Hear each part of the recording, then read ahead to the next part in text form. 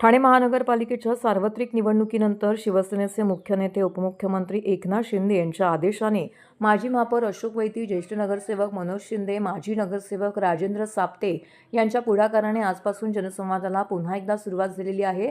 सर्वसामान्य नागरिकांचे प्रश्न तात्काळ मार्गी लावण्याची परंपरा शिवसेनेचे दिवंगत जिल्हाप्रमुख आनंद दिघे यांची होती.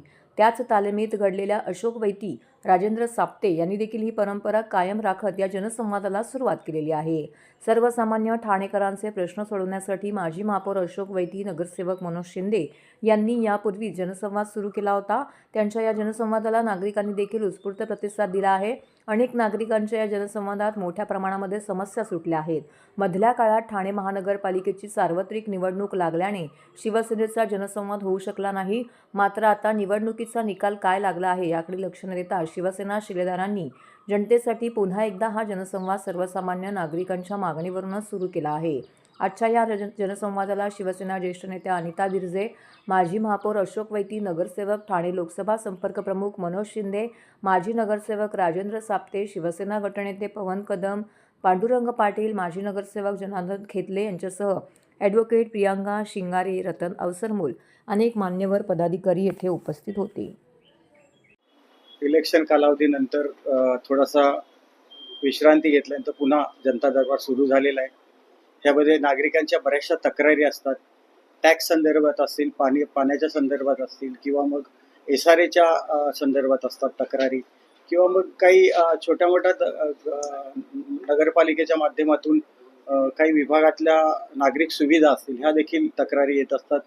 काही मुंबईच्या तक्रारी खास करून येतात. काही मग पालघर असेल, वाडा असेल, मोखाडा असेल, किंवा मग कल्याण, डोंबिवली, अंबरनाथ, बदलापूर, किंवा मग पालघर असेल, त्याच्यानंतर पनवेल असेल, किंवा अशा बऱ्याचशा तक्रारी येतात. ते सोडवणे आम्ही सर्व एकत्र बसून टीम ह्या गोष्टी ऐकतो आणि जे काही प्रश्न आहेत ते सोडवण्याच्या दृष्टीने प्रयत्न करतो. नक्की ह्याच्यामध्ये आपण पाहिलं असेल की बऱ्याचशा तक्रारी आपण सोडवलेल्या आहेत. आज नाही म्हटलं तरी 1000पेक्षा जास्त तक्रारी आपल्याकडे पर्यंत आलेल्या आहेत. आमचं आत्तापर्यंत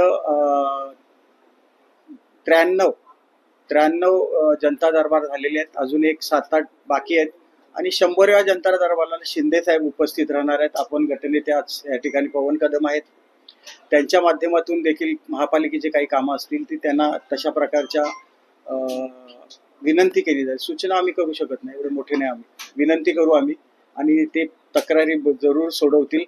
आणि ह्या ठिकाणी आम्ही एक टीमवर्क म्हणून काम करतोय. मनोज शिंदे साहेब आहेत, अनिताताई बिर्जे आहेत, साप्ते साहेब आहेत, या ठिकाणी संगारे मॅडम आहेत, ॲडव्होकेटचं काम करतायत, खेतले साहेब आहेत, आणि मी स्वतः. आम्ही एक टीम म्हणून काम करतोय. कुठे आम्ही हा प्रमुख आहे तो प्रमुख आहे नाही, पण आम्ही बिर्जे वहिनींच्या उपस्थितीमध्ये आणि त्यांच्या अध्यक्षतेखाली काम करतोय. नक्की त्यांनी दिघे साहेबांच्या पासून ही परंपरा सुरू ठेवलेली होती. त्यांना फार जवळून काम करण्याची पद्धत माहिती आहे आणि तेच काम आज शिंदे साहेबांच्या आदेशानुसार आपण ह्या ठिकाणी करतोय. 100वा जेव्हा जनता दरबार असेल ह्या ठिकाणी, तेव्हा शिंदे साहेब स्वतः उपस्थित राहणार. अशा प्रकारची आमची सर्वांची साहेबांबरोबर चर्चा झालेली आहे.